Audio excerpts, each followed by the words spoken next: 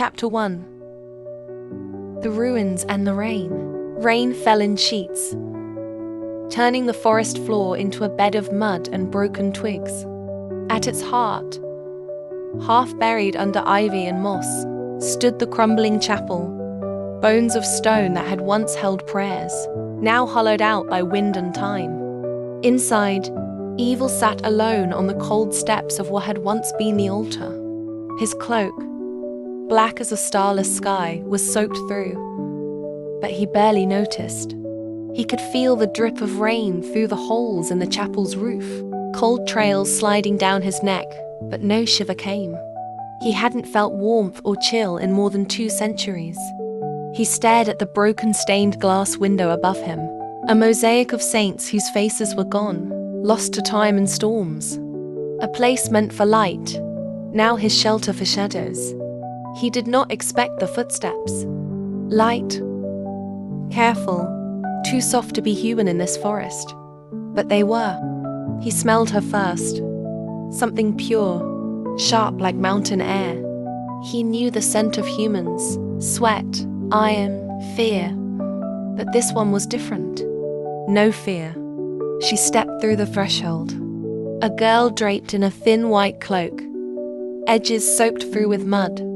She paused under the ruined archway, eyes searching until they landed on him. Pale face, eyes red as spilled wine. Evil bared his fangs out of habit. A warning. Turn back, he rasped, his voice the sound of old wood breaking. You're trespassing. She didn't flinch. Instead, she stepped forward, her boots squelching in the wet. She pushed back her hood. Blonde hair fell loose around her shoulders, glistening with raindrops. Her eyes met his, clear, unblinking. She looked like dawn dressed in human skin. I'm Enyel, she said, her voice soft but carrying in the empty ruin. Evil scoffed. Of course you are. Did you bring holy water to sprinkle on the monster? She shook her head slowly. I brought nothing.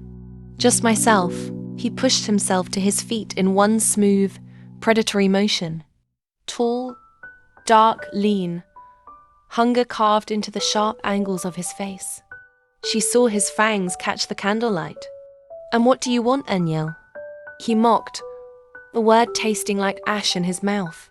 To listen, she said simply. To see who hides in these ruins. He tilted his head, studying her. His senses drank in every heartbeat, every warm breath. Part of him wanted to rip the warmth from her throat. The other part, the buried part, only wanted to remember what it felt like to be alive in her warmth.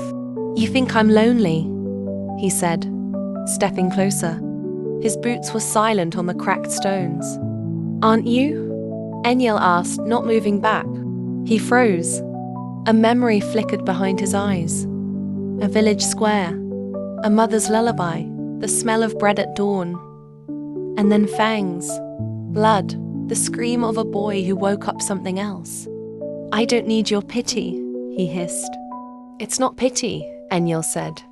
She looked at the hole in the roof, where rain poured in. It's light. Someone has to bring it back here. He laughed, sharp and broken. Then you'll die here, little Enyel. This place eats light. She knelt in front of him, hands folded in her lap, her cloak pooling around her knees in the muddy stone. She looked up at him as if he were not a monster but something worth praying for.